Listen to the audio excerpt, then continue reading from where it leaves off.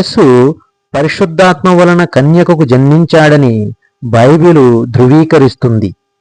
మత్తయి సువార్త 1వ అధ్యాయం 18 నుండి 25 వరకు, యేసుక్రీస్తు జనన విధమినెట్లనగా ఆయన తల్లి అయిన మరియ యోసేపునకు ప్రదానము చేయబడిన తరువాత వారేకము కాక మునుపు ఆమె పరిశుద్ధాత్మ వలన గర్భవతిగా ఉండెను. ఆమె భర్త అయిన యోసేపు నీతిమంతుడయ్యుండి ఆమెను అవమానపరచనొల్లక రహస్యముగా ఆమెను విడనాడ ఉద్దేశించెను. అతడు ఈ సంగతులను గూర్చి ఆలోచించుకొనుచుండగా, ఇదిగో ప్రభువు దూత స్వప్నమందు అతనికి ప్రత్యక్షమై, దావీదు కుమారుడవైన యోసేపు, నీ భార్య అయిన మరియను చేర్చుకొనుటకు భయపడకుము. ఆమె గర్భము ధరించినది పరిశుద్ధాత్మ వలన కలిగినది.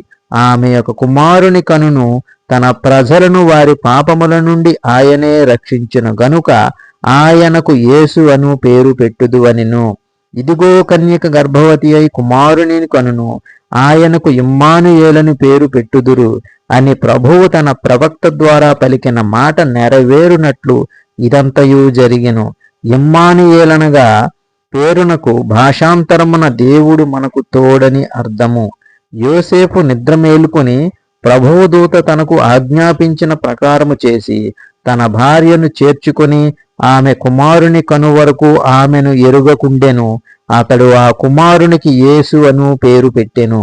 నిత్యుడైన దైవ కుమారుడు మానవ శరీరాన్ని ధరించిన ఆ సంఘటన చారిత్రకతను కన్యాజనన సత్యం రూఢిపరుస్తుంది. కన్యాజనన ఘట్టం ప్రాముఖ్యమైంది, ఎందుకంటే అది పాత నిబంధన ప్రవచనాలకు ఒక జ్ఞాపికగాను క్రీస్తు దైవత్వ మానవత్వాలకు ధృవీకరణగానూ పనిచేస్తుంది.